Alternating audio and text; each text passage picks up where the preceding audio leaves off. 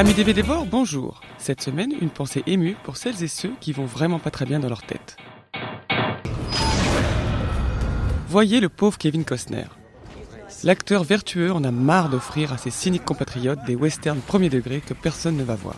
Du coup, il vire serial killer pour les besoins de Mr. Brooks. Un thriller qui fleure bon les années 80 et où se télescope une brochette de quinquagénaires allant de Demi Moore à William Hurt. On va vraiment bien se marrer. Outre les featurettes d'usage, plus courtes qu'un générique de fin, l'édition DVD propose 6 scènes coupées à l'intérêt relatif. Au tout début des années 80, Abel Ferrara n'allait pas très bien non plus dans sa tête. Et pourtant, la cocaïne et les cocktails mondains n'avaient pas encore eu raison de sa créativité. Après avoir bouclé un film porno aujourd'hui introuvable, puis un sous-film de psycho-killer, il réalisait avec 2,50 € L'Ange de la Vengeance, un rape and revenge sulfureux.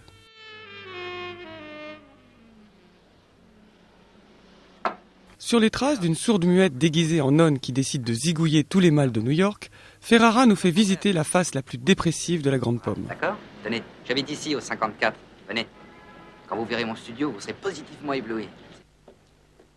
J'avais raison ou pas ? Vous ne trouvez pas que c'est le palais des mille et une...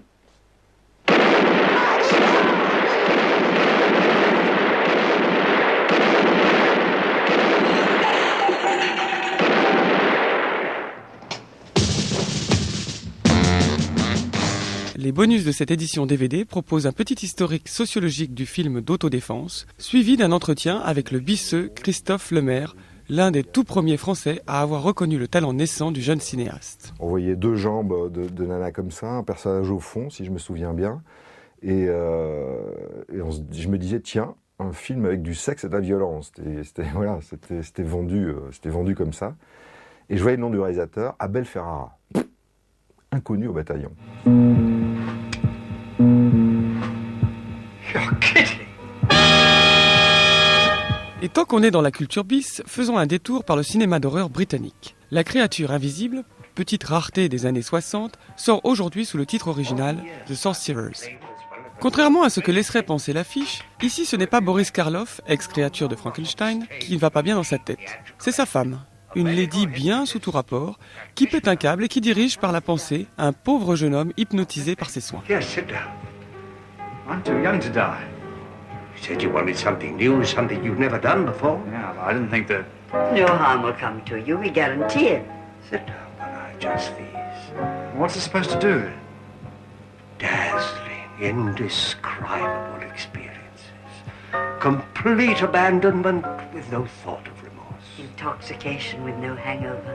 Ecstasy with no consequence. Right then. See what you can come up with. Pour revenir sur cet étrange objet, qu'on doit au producteur des premiers films de Polanski, l'édition DVD donne la parole, pendant près d'une demi-heure, au vétéran Alain Schlokhoff, fondateur de la revue L'Écran Fantastique et grand militant du cinéma fantastique old school. Relax. Try to clear your mind, empty your mind of all thought.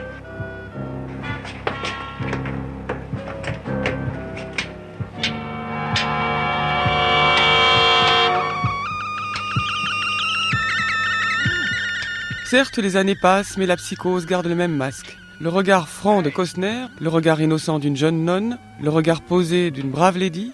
Amis DVDvores, méfiez-vous de ceux qui ont un visage rassurant.